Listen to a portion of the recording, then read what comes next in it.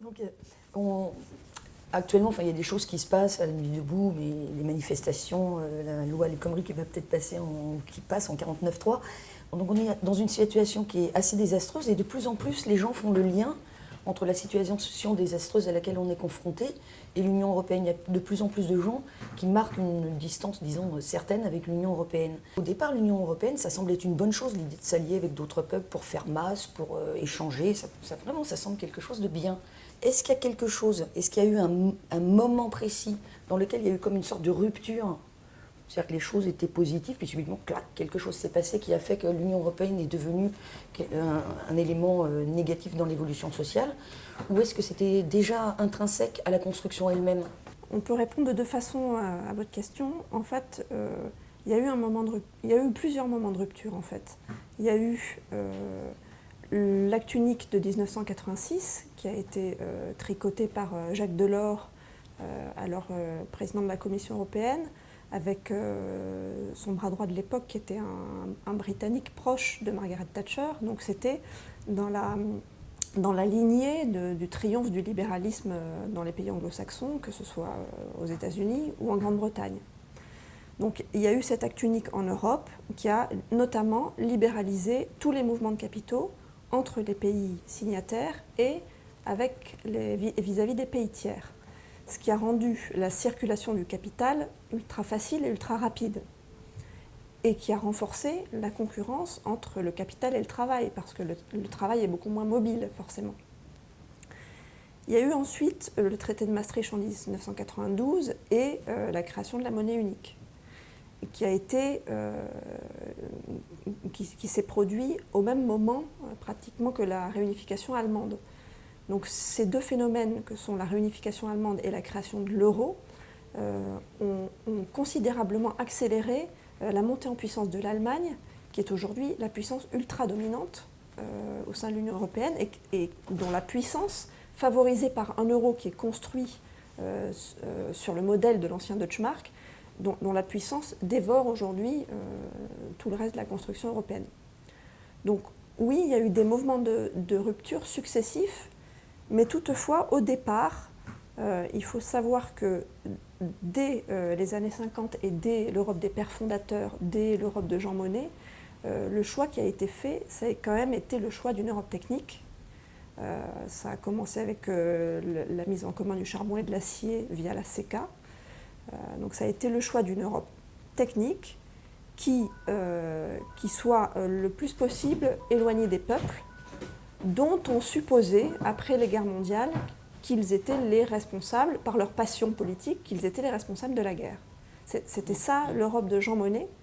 Le père fondateur, celui qu'on considère comme le père fondateur, c'est lui, et lui était très défiant vis-à-vis de tout ce qui était politique.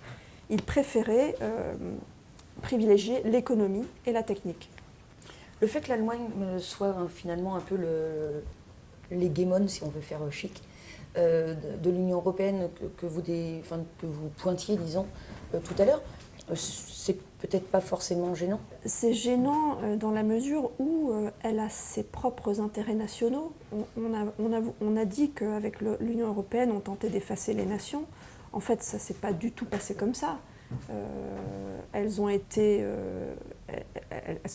parfaitement maintenues, sauf qu'il y a des pays qui défendent leurs intérêts nationaux très bien. C'est le cas de la Grande-Bretagne, qui est tout à fait capable de poser sa sortie sur la table.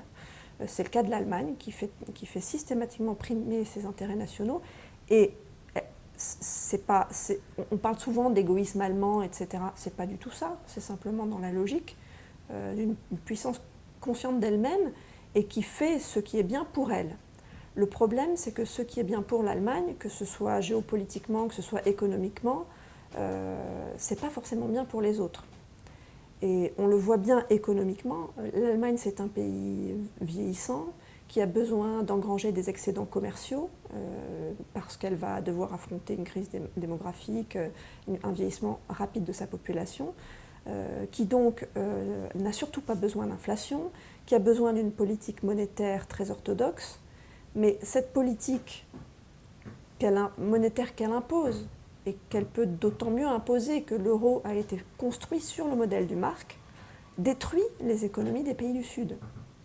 Que ce soit l'Espagne, l'Italie, le Portugal, la France, on est tous secoués par l'existence de cet euro qui ne correspond pas à la structure de nos économies. Et la Grèce, c'est l'exemple le plus frappant, parce que c'est une économie qui est aujourd'hui dévastée. La construction institutionnelle de l'Union européenne a été faite de façon justement à éradiquer, justement, on pourrait presque dire, les intérêts nationaux. Par la forme institutionnelle en tant que telle, il y a certes le Conseil des ministres, mais il y a aussi, etc. Et pourquoi ça ne fonctionne pas? Ça ne fonctionne pas parce qu'on ne peut pas effacer des dizaines, des centaines d'années d'histoire. Les nations européennes, elles sont là. À l'intérieur, il y a des peuples très conscients d'eux-mêmes, très différents les uns des autres, qui n'ont pas les mêmes traditions, pas la même langue, pas la même géographie, pas la même manière de concevoir la vie en société. En France, par exemple, il y a des spécificités, il y a l'attachement au service public, il y a l'attachement à la laïcité, toutes ces choses-là qui sont différentes de ce qui existe dans les autres pays, tout simplement. Un pays est un pays. Peut-être qu'avec le temps, ça peut s'effacer. Enfin, c'est ce que souhaitent certains, j'imagine. Pourquoi faire?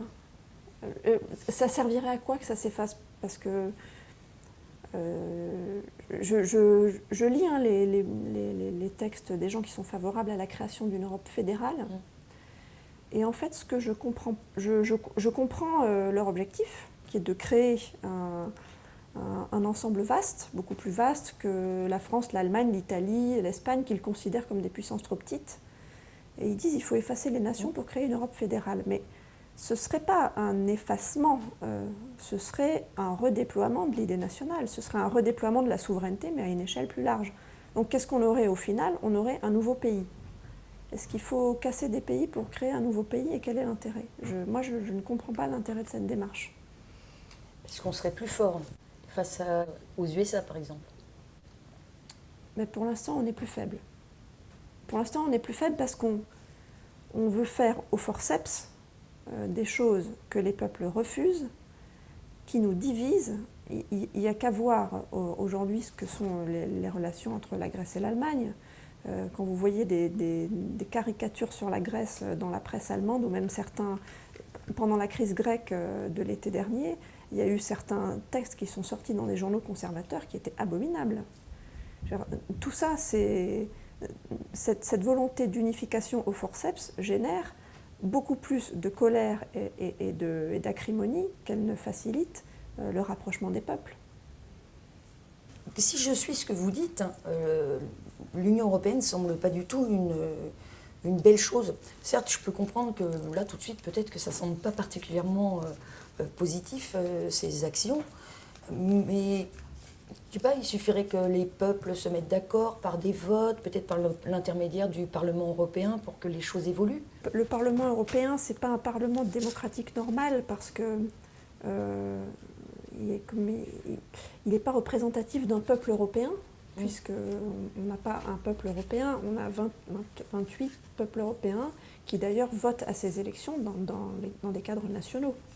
Et qui en plus votent très peu, avec des taux d'abstention parfois spectaculaires. Et aux dernières élections européennes, en plus de ça, les gens ont massivement voté pour des partis eurosceptiques.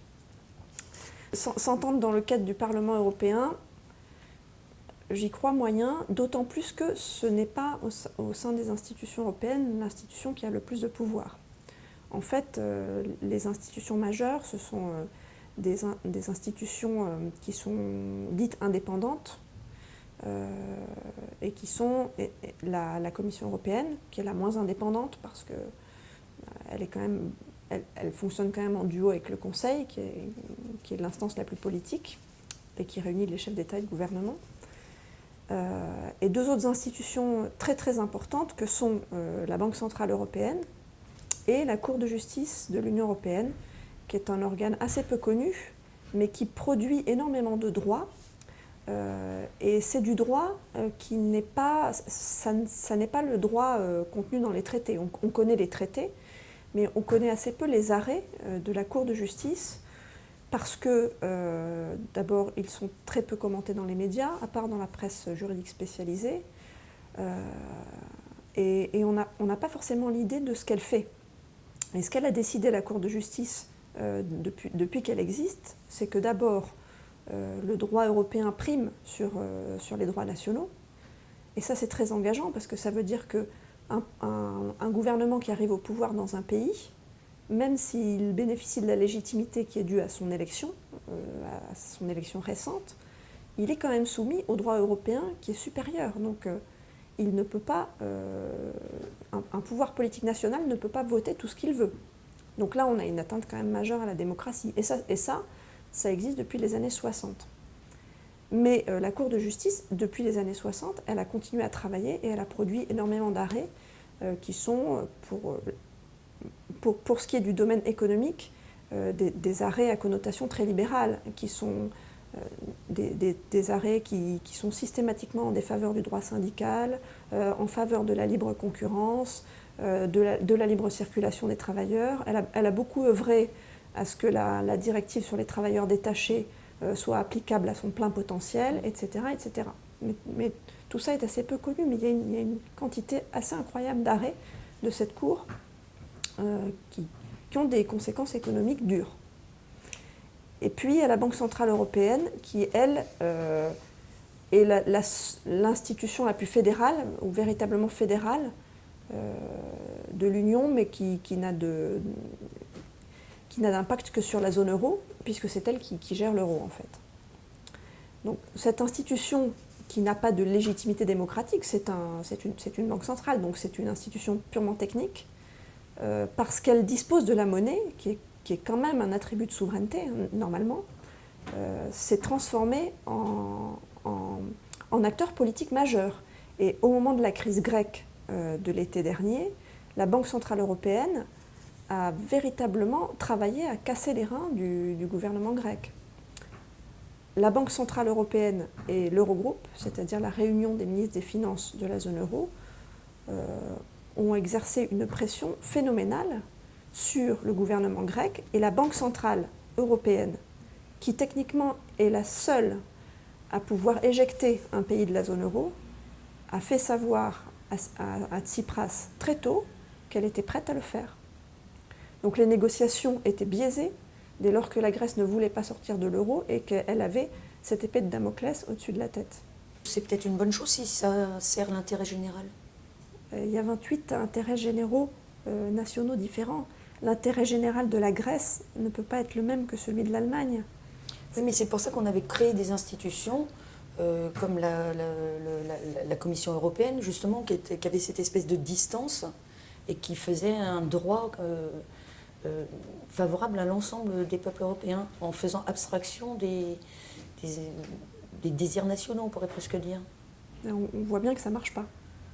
Dans les faits, on voit bien que ça ne marche pas.